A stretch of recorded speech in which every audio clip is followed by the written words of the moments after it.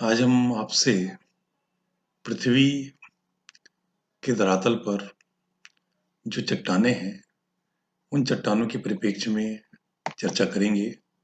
और जैसे कि सभी जानते हैं, चट्टानें हमारे धरातल के संरचनात्मक स्वरूप में महत्वपूर्ण अंग के रूप में जानी जाती हैं, क्योंकि जितनी भी चट्टानें इस धरातल पर अवस्थित हैं, उनके बारे में जानने से पहले ये जानना बहुत जरूरी है कि हमारी पृथ्वी की संरचनात्मक आकृति कैसी है। हमारी पृथ्वी इस सौर मंडल के समस्त प्लैनेट्स में एक महत्वपूर्ण प्लैनेट है और ये एकमात्र प्लैनेट है जिसपे जीवन की दशाएं विद्यमान हैं। हमारी पृथ्वी को ब्लू प्लैनेट के रूप में भी जाना जाता है, क्योंकि इसका 70% से अधिक भूभाग जल से आवृत है और निश्चित तौर पे इस पृथ्वी में जितने भी चट्टानें पाई जाती हैं, यदि हम उनको देखें तो उनकी बनावट, उनकी संरचना, उनके स्वरूप पर सीधे तौर पे इस बात का असर पड़ता है कि उनका निर्माण कैसे हुआ है। उनके निर्माण के परिप्रेक्ष्य में जानने से पहले हमें इस पृथ्वी के आंतरिक स्वरूप को समझना जरूरी है, क्योंकि हमारी पृथ्वी के आंतरिक स्वरूप को यदि हम देखें तो हमारी पृथ्वी की जो सबसे बाहरी धरातलीय जो परत है, जिसको हम क्रस्ट के रूप में जानते हैं, और इस क्रस्ट में अधिकांशतः अवसादी चट्टानों का समावेश है। क्रस्ट के नीचे यदि हम अंतरतम की तरफ पृथ्वी की दृष्टि में डालें तो मेंटल और उसके और भीतरी भाग में कोर अवस्थित है। मेंटल के हिस्से को हम दो भागों में बांटते हैं, बाहरी मेंटल और आंतरिक मेंटल। जो बाहरी मेंटल का हिस्सा है वो सिलिकॉन और एल्यूमिना का बना हुआ है, जिसको हम सियाल के नाम से पुकारते हैं। और जो आंतरिक मेंटल है वो सीमा का बना हुआ है, सिलिकॉन और मैग्नीशियम का। इसी तरह यदि हम पृथ्वी के कोर को देखें तो हम उसको निफे के रूप में जानते हैं, जो निकिल और फेरियम का बना हुआ है। पृथ्वी के अंतरतम में जैसे जैसे हम प्रवेश करते हैं तो 1 डिग्री सेल्सियस का तापमान बढ़ जाता है 32 मीटर की गहराई में जाने पर। इसका असर ये हुआ कि जैसे जैसे हम पृथ्वी के आंतरिक भाग की तरफ प्रवेश करते हैं तो तापमान में वृद्धि होती जाती है। जब तापमान में वृद्धि होगी तो निश्चित तौर पे जिन अवयवों से पृथ्वी का निर्माण हुआ है उन अवयवों की अवस्था बदलेगी। वो ठोस, द्रव और गैस के रूप में निश्चित रूप से रहेंगे। इसके साथ साथ यदि हम पृथ्वी पे कार्य करने वाले बलों को देखें तो दो तरह के बल कार्य करते हैं, एक आंतरिक बल और दूसरे बाह्य बल। पृथ्वी की आंतरिक बल, जिनको हम इंडोजेनेटिक फोर्सेस कहते हैं, उनमें भूकंप और ज्वालामुखी है, जो धरातल के ऊपर निर्माण कार्यों को संचालित करते हैं। और पृथ्वी के धरातल के ऊपर जो बल कार्य करते हैं, जिनको हम एक्सोजेनेटिक फोर्सेस कहते हैं, बाह्य बल, ये उन निर्माण कार्यों को समतल करने का काम करते हैं। पृथ्वी के धरातल के ऊपर कार्य करने वाले बलों में जल, हिमानी और वायु अपना कार्य करते हैं, और ये अपने अपर्दन चक्र के माध्यम से इस धरातलीय स्वरूप को परिवर्तित करते रहते हैं, समतल करते रहते हैं।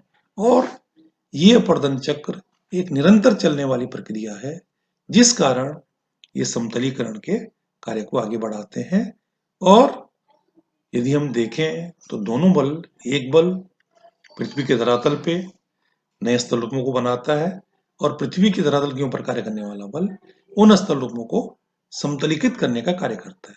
इस पूरी प्रक्रिया में जो समतलीकृत करने वाले जो बल हैं, वे चट्टानों को अपघटित करते हैं, उनको अपक्षय के माध्यम से, अपरदन के माध्यम से महीन कणों में विखंडित करते हैं और वही महीन कण विभिन्न परतों के रूप में, चट्टान के रूप में जमा होते रहते हैं। तो यदि हम चट्टान को देखें तो ये प्राकृतिक रूप से केवल ठोस स्वरूप नहीं है, बल्कि ये विभिन्न तरह के महीन कणों, खनिजों के एकत्रित होने से जो विभिन्न परतें बनती हैं, उनके स्वरूप को प्रदर्शित करता है और ये रासायनिक संगठन के रूप में हो या परत के रूप में हो, इसको हम मोटे तौर पे चट्टान के रूप में परिभाषित करते हैं। चट्टान का आशय केवल ये नहीं है कि कोई कठोर धरातली भूभाग हो, बल्कि संगठित रूप से महीन कणों का जो अंश है, उसको भी हम चट्टान के रूप में जानते हैं। यदि चट्टान के जीवन चक्र को देखें तो जो विभिन्न जो परतें हैं, सेडिमेंट्स या जिसे कहते हैं अवसाद के जुड़ने की जो विभिन्न परतें बनती हैं, उनके एकत्रीकरण होने से चट्टान का निर्माण होता है और वो एकत्रीकरण चट्टानों का दो रूपों में हो सकता है, आग्नेय रूप में और अवसादी के रूप में। क्योंकि आग्नेय चट्टान एक प्राथमिक चट्टान है। आग्नेय इग्निस लैटिन शब्द से बना हुआ है। इग्निस का मतलब होता है आग। जब लावा के ठंडे होने से एक चट्टान का निर्माण हो गया तो उसको हम आग्नेय चट्टान के रूप में जानते हैं और टूट फूट के परिप्रेक्ष्य में अवसादों के जमाव को हम अवसादी चट्टान के रूप में जानते हैं।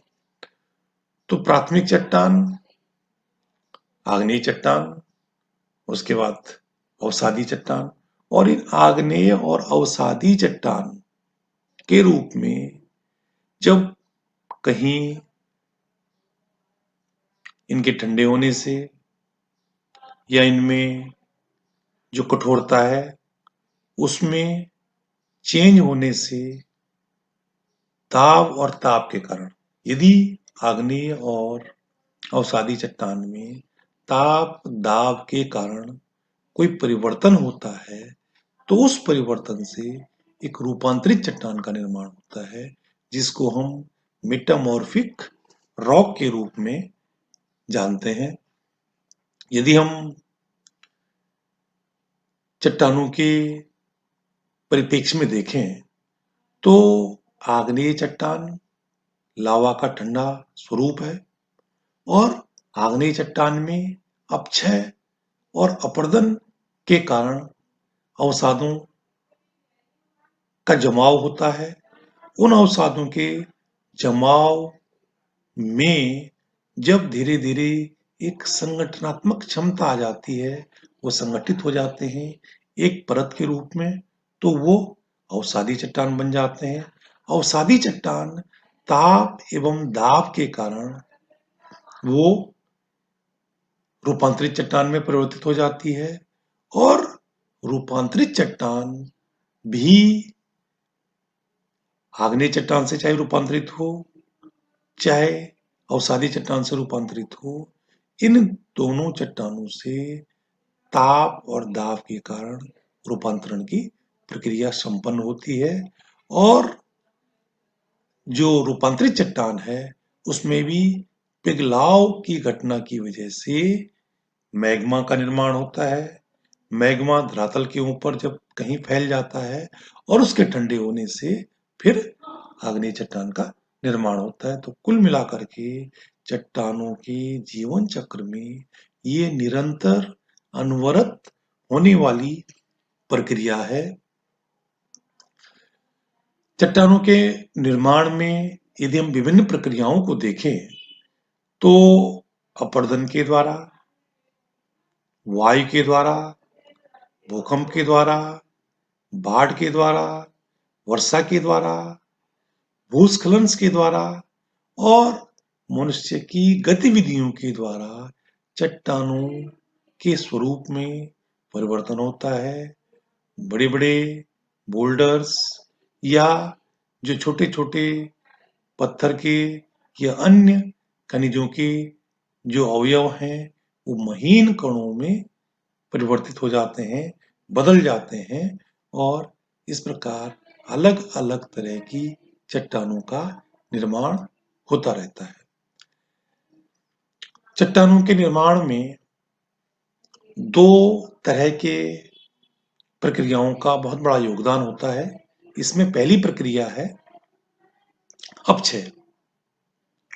अपक्षय यानी चट्टान का टूटना या मिट्टी के कणों का बिलगाव हो जाना और बिलगाव होकर के टूटन होने के बाद उसी स्थान पे एकत्रित होने की जो प्रक्रिया है उसको हम अपक्षय कहते हैं।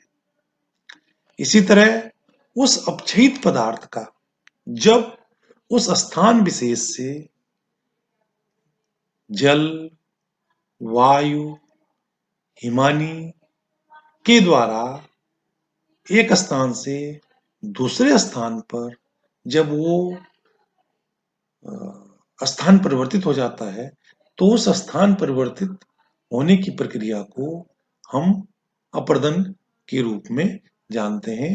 यानी इन महीन कणों का टूटे हुए कणों का एक स्थान से दूसरे स्थान पर बहाव हो जाना या डिस्प्लेसमेंट हो जाना, इस प्रक्रिया को हम अपरदन के रूप में जानते हैं।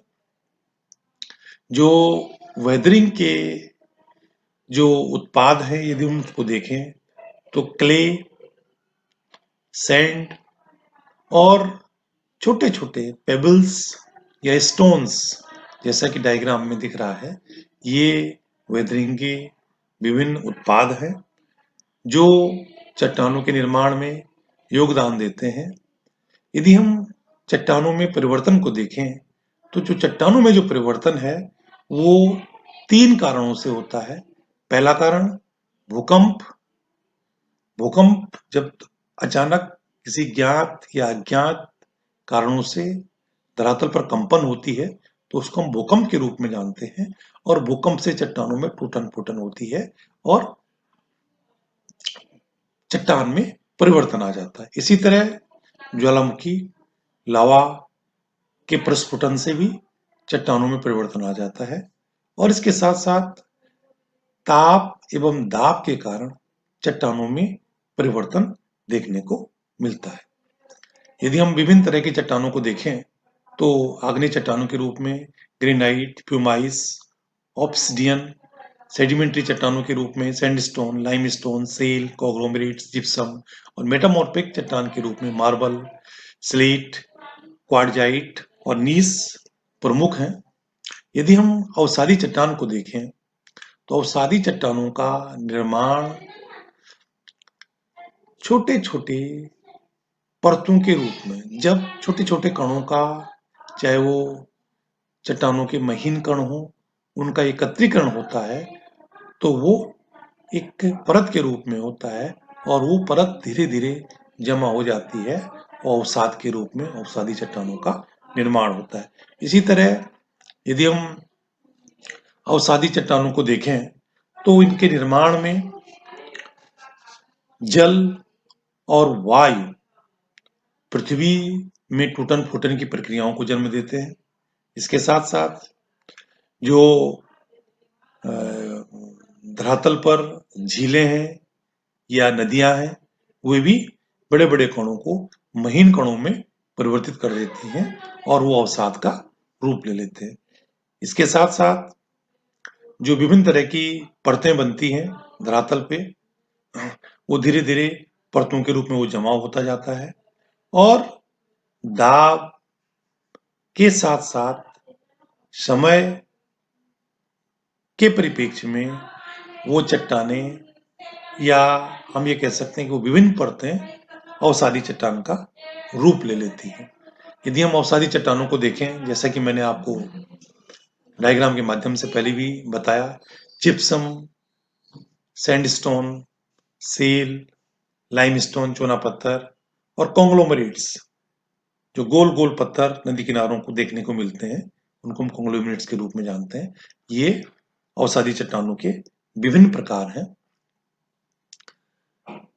अवसादी चट्टानों में यदि हम इसके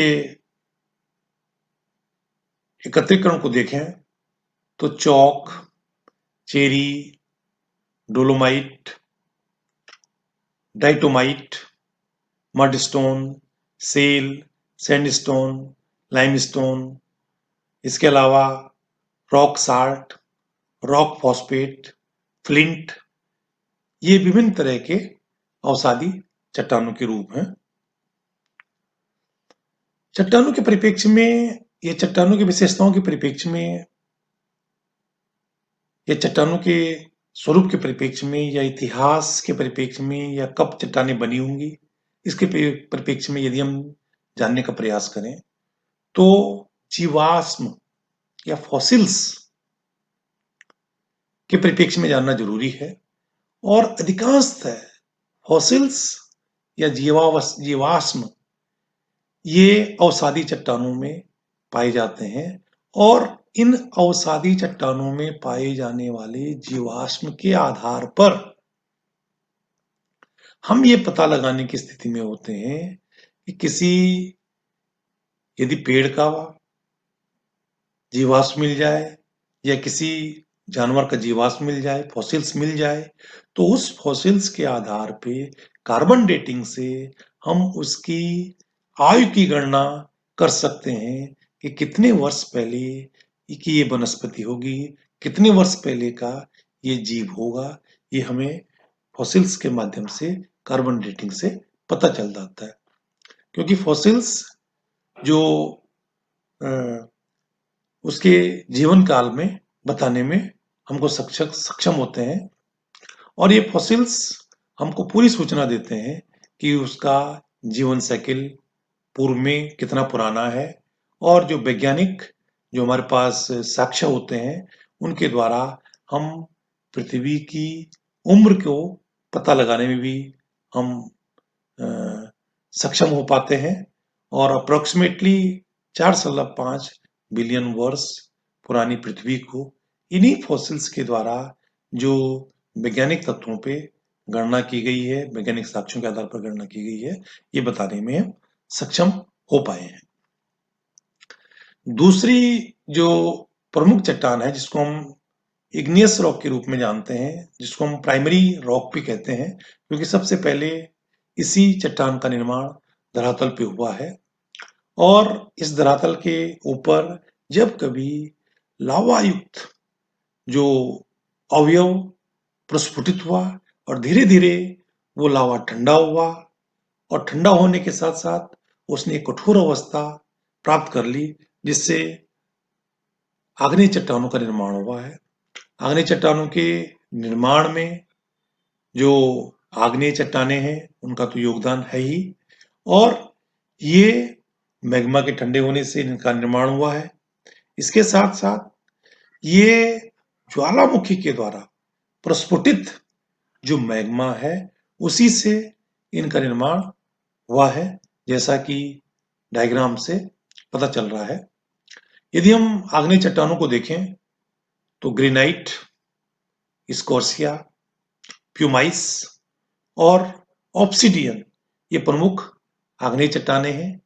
इसी तरह andesite, basalt, diorite, gabbro, granite, obsidian, pegmatite, peridotite, pumice, rhyolite, scoria और टफ ये अन्य उदाहरण हैं आग्नेय चट्टानों के। अब हम चर्चा करेंगे मेटामॉर्फिक रॉक या रूपांतरित चट्टान। जैसे कि मैंने कहा, आग्नेय एवं अवसादी चट्टानों में ताप एवं दाब के कारण जो रूपांतरण होता है, उसी के कारण मेटामॉर्फिक या रूपांतरित चट्टानों का निर्माण होता है। और यदि हम डायग्राम के माध्यम से देखें तो जो रूपांतरण की प्रक्रिया है, अगर रूपांतरण की प्रक्रिया या तापमान और दाब के बढ़ने के साथ साथ दोनों चीजें जैसे जैसे बढ़ती हैं वैसे वैसे रूपांतरित चट्टानों के स्वरूप में भी बदलाव आ जाता है। सबसे पहले जिसमें यदि ताप और दाब, कम ताप और दाब की वजह से सेल का निर्माण, जैसे दाब और ताप बढ़ता जाता है तो फिर स्लेट का निर्माण, और ज्यादा बढ़ने से फिर सिस्ट का निर्माण, और ज्यादा बढ़ने से फिर नीस का निर्माण, और ज्यादा अगर ताप और दाब बढ़ जाता है तो मैग्मेटाइट का निर्माण हो जाता है। तो ये एक ऐसी प्रक्रिया है जो ताप और दाब की वजह से रूपांतरण होता है, और उस रूपांतरित चट्टानों के निर्माण में भी रूपांतरण की मात्रा के आधार पे या ताप और दाब में बढ़ती मात्रा के आधार पे अलग अलग तरह की रूपांतरित चट्टानों का निर्माण देखने को मिलता है। और ये जो रूपांतरित चट्टानें बनती हैं वो या तो पूर्व में अवसादी चट्टानों से बनी होंगी या निश्चित तौर पे वो या फिर आग्नेय चट्टानों से बनी होंगी। और जैसे मैंने आपको बताया सिस्ट और नीस इसके प्रमुख उदाहरण हैं। हम मौलिक चट्टान के परिप्रेक्ष्य में और रूपांतरित चट्टान को देखें तो चूना पत्थर या डोलोमाइट से संगमरमर का निर्माण होता है।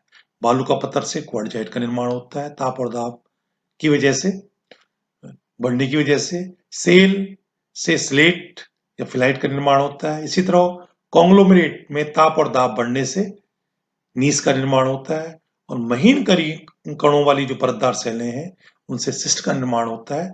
और इसके साथ साथ गैब्रो से सर्पेंटाइन चट्टानों का निर्माण होता है।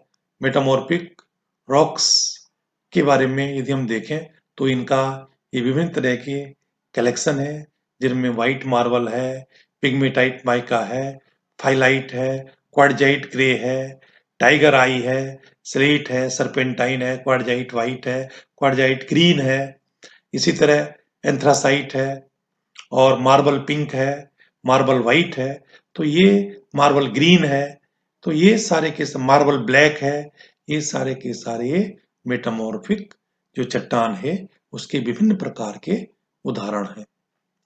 तो कुल मिलाकर के यदि हम देखें तो चट्टानें धरातल के इतिहास के पन्ने हैं, जिनके आधार पे हम इस धरातल में चट्टानों के आधार पर हम ये पता लगा सकते हैं कि उस क्षेत्र विशेष में कितने वर्ष पूर्व इन चट्टानों का निर्माण हुआ है। यदि हम इनकी विशेषताओं को देखें तो जो अवसादी चट्टान है उसमें फॉसिल्स पाए जाते हैं, लेकिन आग्नेय चट्टानों में फॉसिल्स नहीं पाए जाते हैं। फॉसिल्स का अभाव इनमें पाया जाता है। और जो तीनों प्रकार की चट्टानें हैं ये धरातल के सभी क्षेत्रों में पाई जाती हैं, लेकिन रूपांतरित चट्टानें अधिकांश क्षेत्रों में देखने को मिलती हैं, ये भी जरूरी नहीं है। लेकिन अवसादी चट्टानें अधिकांश धरातलीय क्षेत्र में देखने को मिलती हैं, और हमारे धरातल का अधिकांश भूभाग अवसादी चट्टानों से ही बना हुआ है। और हमारे धरातल पर चट्टानों के बनने की जो प्रक्रिया है वो निरंतर आज भी जारी है। इसके स्वरूप में ताप और दाब में परिवर्तन होता रहता है। अवसादी चट्टान और आग्नेय चट्टान इस ताप और दाब के परिवर्तन के फलस्वरूप रूपांतरित चट्टानों में बदलती रहती हैं, परिवर्तित होती रहती हैं। तो कुल मिलाकर के चट्टानों को हम कह सकते हैं कि हमारे धरातल की निर्माण के परिप्रेक्ष्य में जानकारी देने वाली महत्वपूर्ण अवयव के रूप में जानी जाती हैं। धन्यवाद।